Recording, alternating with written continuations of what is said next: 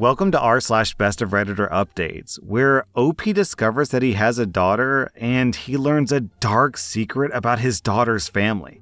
Our next Reddit post comes from rSlash Relationship Advice. I found out that I have a daughter who thinks that I was her mother's abuser, but it wasn't abuse. What next? And to be clear, OP didn't use the word abuser. He used a word that starts with the letter R that I can't say on YouTube. I received an email last week from a woman claiming that we're a DNA match and that she's my biological daughter. It was a long and emotionally charged letter. She said that she knew that she was a child of blank, and while she had no desire to form a relationship with me, she wanted me to know that she existed and to understand the pain and anguish I'd caused her and her mother and grandparents. The letter was gut-wrenching. I was shocked, but also skeptical. I've been married 25 years and I have 3 great kids. I've never blanked or abused a woman ever. I thought this had to be a prank or a scam. I'd done home DNA ancestry testing 2 years ago, and it had not shown a child that I wasn't aware of. But when I logged into my account, there she was. I did some sleuthing, and I found out that her mother was this woman, Terry, that I dated for about a month during our first semester of college in the mid-1980s. We broke it off mutually and remained friendly. The very last night of the second semester, we hooked up at a dorm party and went to my room to passionately hug. It was a casual hookup, and I remember it as 100% consensual and very passionate.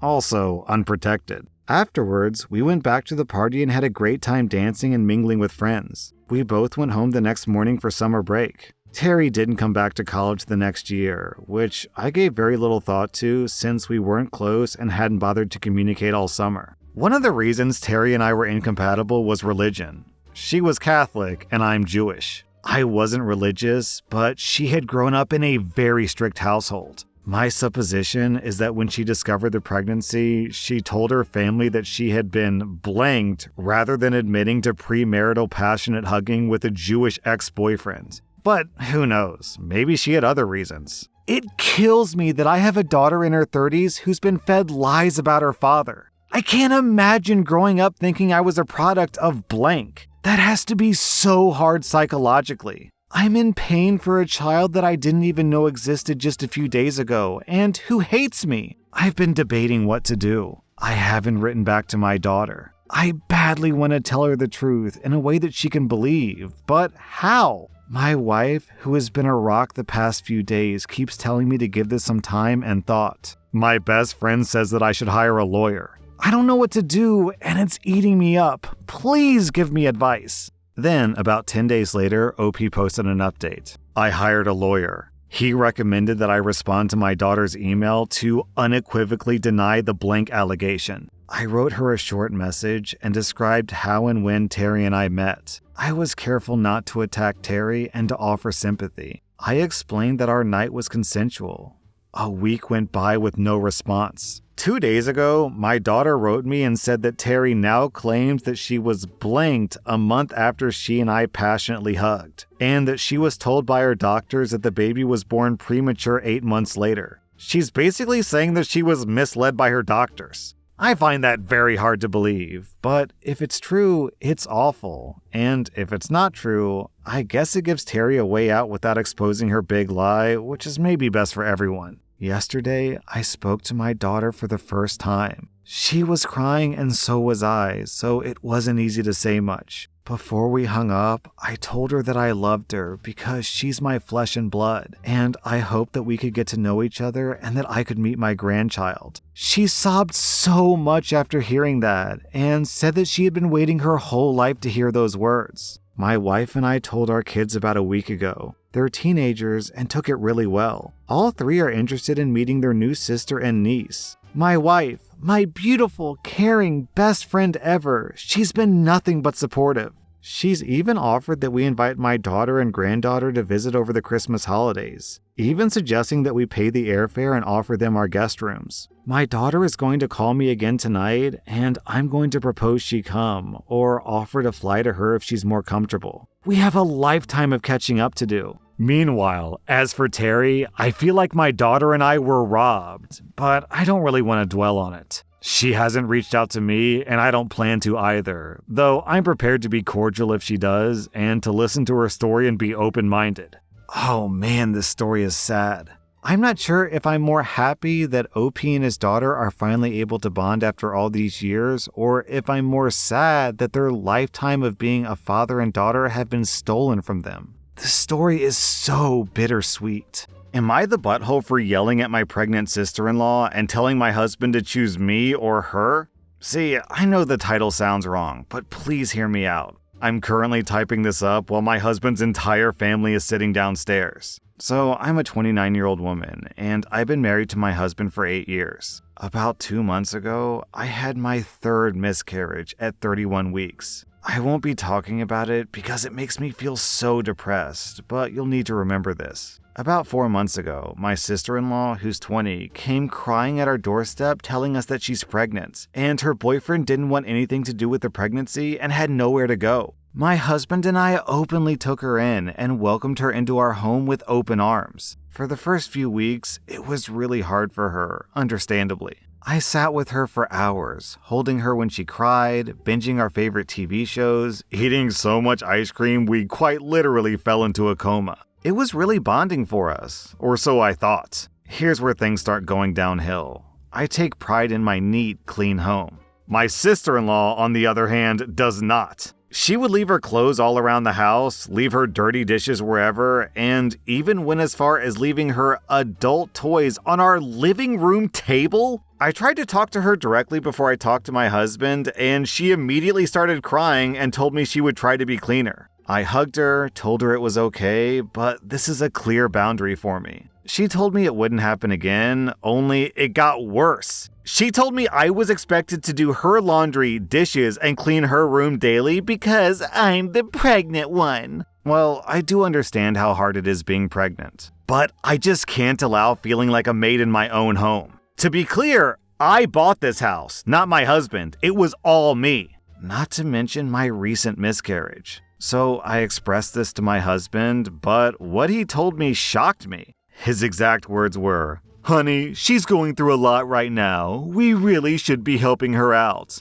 Plus, it might make you feel better to take care of someone who's pregnant." I was pissed, to say the least. Make me feel better? She's going through a lot? We need to help her? Letting her stay with us wasn't enough? While I don't want to invalidate her pain, my husband and I were also going through our own problems. Anyways, we moved on. I did my best to maintain work and the household chores. Work and household chores? Whoa, I assumed OP was a stay-at-home wife with the way that she was talking, but she's also working and doing all the chores? My husband works 7 a.m. to 7 p.m., so he's not around to help much. I work full-time from home, so it's been super stressful. When I even try to ask for help from my sister-in-law, she always makes an excuse, even if she's just watching TV. The one thing that pushed me over the edge was I went out to buy my one food that I actually enjoy eating after my miscarriage. I wrote my name on it and directly asked my sister-in-law to not eat it. Well, I went to go to my fridge and you'll never guess, she ate it. Now you might think it's just food, but I buy all the groceries, basically pay all the bills. I don't mind people having some of my food, but the one thing I asked to not get touched gets touched.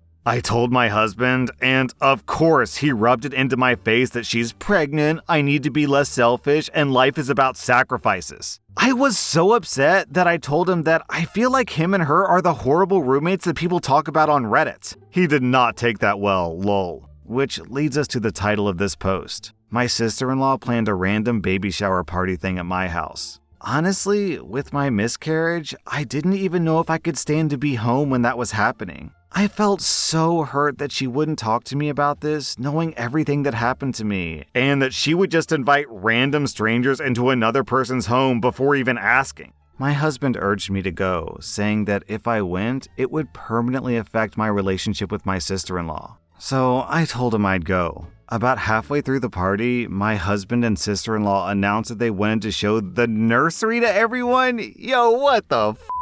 I was confused. Nursery? She was staying that long? What room did she turn into a nursery? They told everyone to head upstairs, and that's when it hit me. They were talking, oh my God, they were talking about my nursery for my baby that I just lost. Yo, what the guys? A wave of emotions hit me, and I saw everyone in the baby's nursery telling her what a good job they did setting this up. But it's my setup for my baby that my body failed to give me. I just lost it. I started sobbing. Then that sadness turned into pure rage. I started yelling at my sister-in-law, telling her that she's the foulest human for putting me through everything she has for the last few months, making me feel like I was a maid or an object for her convenience. Through choked up tears, I turned to my husband, whose jaw was on the floor. I turned my head to see his entire family just staring at me. I lost it again. Yelling, I looked at my sister-in-law, telling her, "How dare you use my nursery for my baby?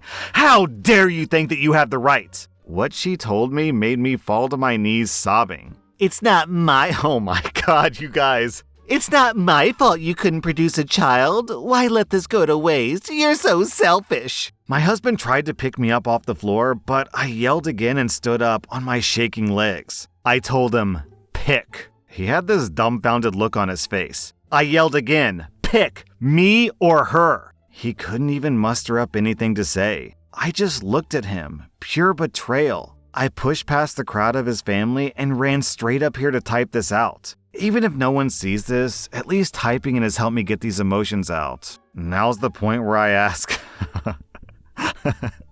am I the butthole? All right, there's an update. I don't know if the questions that I'm asking here are going to get answered in the update, but is anyone else wondering what exactly the husband contributes to this family? Because OP pays for the house, she pays for the groceries, she pays all the bills, she does all the chores, and then the husband is gone for 12 hours a day working, and what exactly does he do with that money? If he doesn't spend it on the house, or bills, or groceries, where does it all go? There's so much wrong with this post. It's just that one thing is like really glaring to me. I don't understand what's going on. If OP's paying for everything, and doing all the chores, and taking care of the pregnant woman, what the is the husband doing? What is he doing? OP, why are you with this guy? What does he contribute? He doesn't give you money, security, love, basic respect. He seems like a worse roommate because at least a roommate pays rent. All right, well, let's just see what happens. 17 hours later on the same day, OP posted an update. After posting my story on Reddit, I sat on my bed wiping my tears and telling myself that I will not take this disrespect. I walked downstairs, shutting my nursery door on the way, and I was greeted with everyone comforting my sister-in-law. I kindly asked everyone besides my sister-in-law and my husband to respectfully get the out of my house. After all the dirty looks and shaming, it was just my husband, my sister-in-law, and myself. They sat down on the couch, not saying anything. I sat with them. The silence felt like forever. None of us had anything to say. I knew that I'd have to start the conversation. I looked at my husband and said, "Did you decide?" He looked at me, just staring. I asked again in a firm tone this time. He ended up mumbling some sort of insult, and I couldn't really make out what he said. Something with the word bitchy. I stood up and told them both to get out. Then they wanted to talk, telling me this was all a misunderstanding, they're sorry, blah blah blah. I grabbed a backpack from my shoe closet and told them to pack their stuff. My sister-in-law told me that I couldn't just make her leave, and I was a horrible person. I laughed in her face and told her this is my house, and I can do whatever I wanted. My husband stood next to me and told her that it was only for a little while. I turned to him and said, "Oh, you too, get out." He got all mad and told me that we're a married couple and this isn't how marriage works. I told him, no, it's not. Marriage is where two people support each other and not treat their wife like garbage. They both ended up leaving after throwing many insults towards me. Oh, but wait, it's not over. This morning, as I was getting ready for a Zoom meeting with other coworkers, my husband showed up. I let him in, telling him to get whatever he needs and go because I had to work. He starts apologizing, telling me he wants to make it right.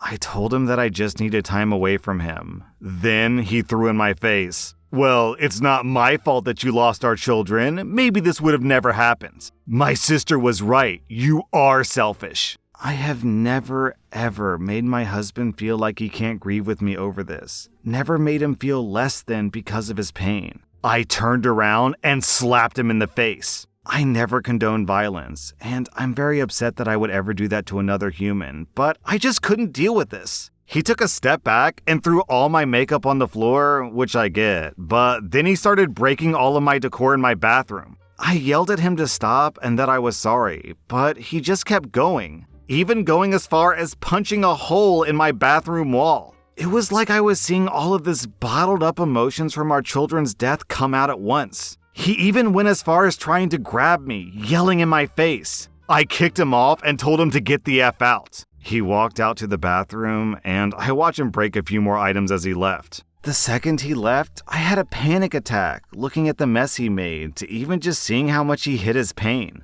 I called my mother, and I told her everything that had happened. I don't talk to my family much due to some past trauma with them. She told me that she was on her way. The second she got there, I just broke down and she held me. Then she stood up and started taking pictures of everything that he broke. I asked her what she was doing, and she turned to me and said, "We're suing that piece of garbage." I honestly didn't even argue. I was so hurt by everything my husband did to me. My mom packed up my computer and I grabbed a few outfits. My mom and I drove to a hotel. She insisted on staying with me. While I was finishing up my work, my mom called a locksmith and my attorney. I'll be divorcing my husband. So there it is. Here's the update everyone's been waiting for. I feel guilty for just giving up on my husband and 8 years of our marriage, but it's time for a divorce. I can't live like this, and neither can my husband. I wish I could say that we moved on, forgave each other, and I got to see my sister-in-law have her baby, but that's not the reality. If anything else happens, I'll let you guys know.